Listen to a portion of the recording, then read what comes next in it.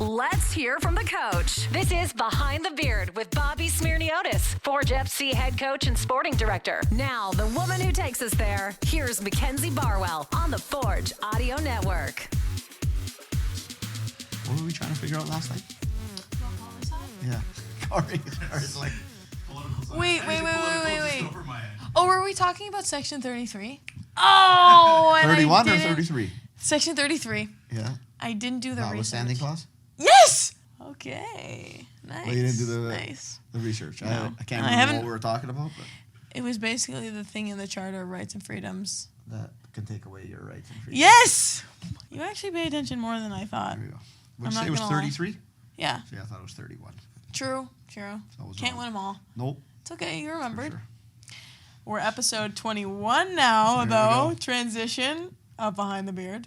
I was actually thinking this morning when I woke up at 6 a.m. that it's not as good as you say it is. 6 a.m.? Yeah. You got to wake up at 5:10. What? Seriously? Yeah. Why? I don't know. It was dark out at 6. Yes, it is. Because I was like, you know what? I'm going to try it. I'm gonna be productive before work this morning, and I'm going to wake up at 6. And you said you could never go back after you wake up at 6. It's different in the middle of the summer, early in the summer. Yeah, that's true. Because, at 5:15, the sun's already starting to peak out and so on. And I don't think it's moving until about 6:30 these days. It doesn't move until 7:15. There you go. I kid you not. I was outside checking my phone to I was trying to refresh it to see if the time was right because it felt like it was 3 in the morning. I'm already in my beautiful office here with no windows. Right. So you don't know. You can't tell what time it is. No, until I go outside to the pitch and start setting up training, I have no clue. Yeah. Do you really get here at 6 though? What? What time do you get to the stadium? Do I get here 6:30, 6:45? You know what? Maybe I'll try that. Maybe I'll start instead of going outside and breathing in fresh air. One espresso before you leave the house, and then once you get to the office. Then it won't feel like 6 anymore. Day's great. Have you been using the milk that I bought you? Yes, I think everyone has, to be honest. Really? Yeah. I hope they know it's from me. Probably not. I should have wrote something. Probably think it's from Borges. There's probably Borges a big milk guy or something? Borges just seems to... Actually, no. Borges drinks almond milk. So. Oh, really? But he's the guy that always has everything in order in that kitchen. Yes. He's the supplier. He's their coffee guy over there. Dang, I hope they know because I'm trying to use it still. I'm sure you'll let them know. Okay. Yeah. Honestly, probably tomorrow. Shall we get into it? We got a show today? We do. We actually have to talk about soccer. Let's go. Which is crazy. Let's go. Let's talk Saturday's match. Didn't come away with the result that you wanted, but there was a lot of good things that went down, and you mentioned that in the press conference. So where do you think that some of the team's strengths were, and what are some things that you'd like to see carried into this weekend? Yeah, to be honest, I think it was one of our better games of the season. There's a moment there in the first half. We've given up the first goal, and I think from that point on, we were dominant in everything we were doing. A lot of things we asked from the guys in being aggressive on the pitch, in the attacking final third, shots from certain zones, certain areas. I mean, most of it was there. It was some of our highest numbers of the season, and sometimes the ball just doesn't want to go your way. That's how it's going to occur. It's a little frustrating how the second goal comes about for them right at the end of the half in that play. But that's football. But again, I thought we've done a lot of excellent things in the match, and we just need to make sure that carries over into the next one here. Yeah. Similar response to what Woob said this morning. I talked to him and asked him the same question, and he also emphasized how good you were defensively. So both sides of the ball, like you said, one of your better games. And I want to talk about Woobs actually too, because he scored another one, and now he's, I think, 6 goals in 6 games. So after having kind of a slower start in terms of scoring at the beginning of the season, he's now second in the Gold Boot race. So have you seen a shift in him, or have you noticed some things in particular he's been doing to be so successful in the final third? Yeah, I think when you look at it, it's kind of a tale of 3 periods. He started the season and he scored, I think, 3 goals in the first couple of weeks for us, and then as a striker, he kind of went cold during the summer months. And there's a lot of little things that were happening in that period. I think that.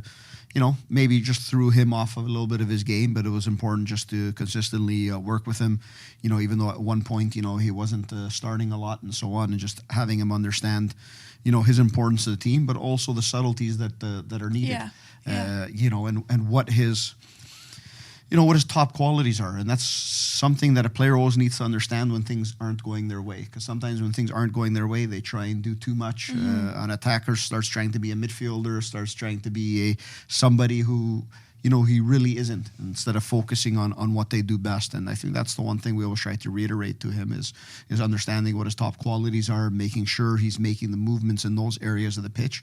And when you do that enough, good things happen, and good things have been happening. Yeah. So really honing in on the things that you're good at, not trying to overcompensate in the other areas. Of course. I always say it, as a 9-year-old playing this game, as an 8-year-old, you usually did one good thing on the pitch and you scored 10 goals, right? Yeah. And then these crazy people who develop players like myself take you from 11 years old to 18 and teach you everything and to do everything. Yeah. When you become a pro, sometimes you have to play like that 9-year-old. Right? You have to make sure you bring out your strengths. And what I tell players is put your weaknesses in your pockets, zip it up, and make sure they don't come out.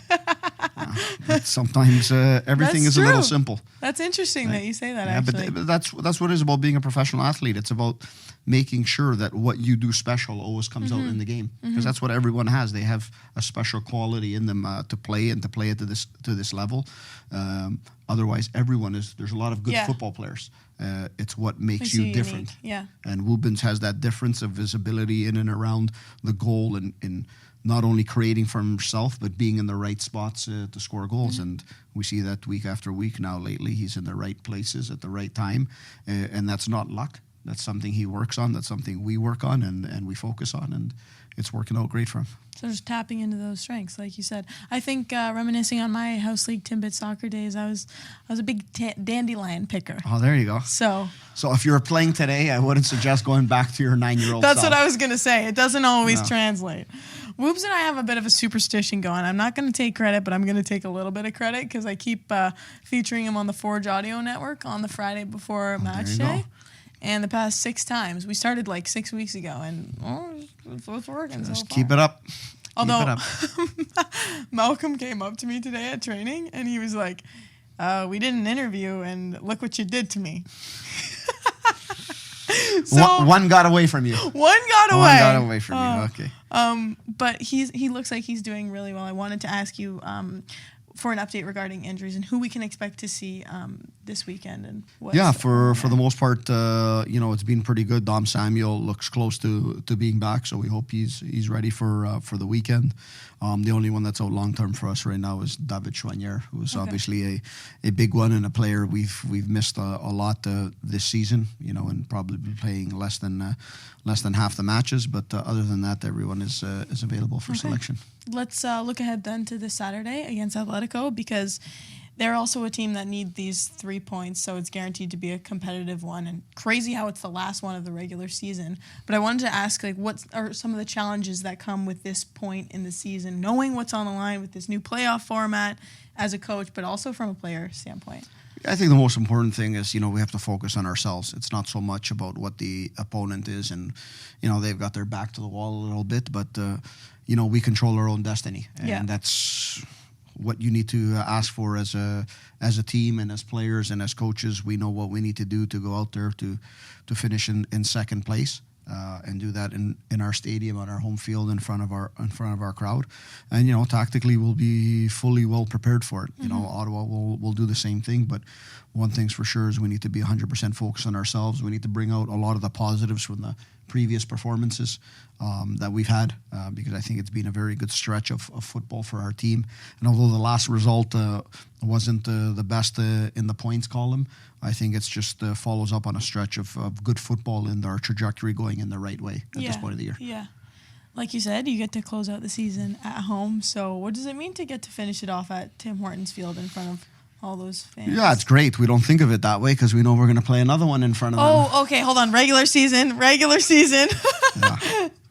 Good point. So, we'll leave all those nice moments to reminisce about doing it on a nicer day in one of the future games at Tim Hortons Field this year. Wow. Perfect. We are actually hosting our fan appreciation game this weekend, so got a little post-match movie on the field. I don't know what you're interested in is Spider-Man, but it's going to be... Oh, interesting. I didn't know that. Yeah, you trying to come out after? I may make a cameo walking around the crowd. Yeah, that's what I was going to say. You should. I think it's after Families on the Pitch. Well, there you go. On the big screen? Yeah. which is actually so cool that they're It's a putting great it on the thing. video It's board. a great thing. I didn't know that. Yeah. Your kids are coming to this I'm game, sure the my whole kids fam? I'm sure my kids will be there. Okay. Well, who knows? Maybe you'll see Coach Bobby post-match movie. Spider-Man. Spider-Man. Which yeah. one? I actually don't know. I think Into the Spider-Verse. I- Are you a big Marvel guy? Like super? No. Nah. No, that's why I asked and you were going to answer. I was going to be like, I don't. You don't know, regardless. Yeah, I am. I'm gonna be there for sure. There you go. Although I haven't seen the animated ones. Anyways, it's not that big of a deal. Next week, week 22, we're done. Sounds good. Thanks for watching. This has been Behind the Beard with Mackenzie Barwell and Bobby Smyrniotis. If you like what you heard, please like, follow, subscribe, comment, and share.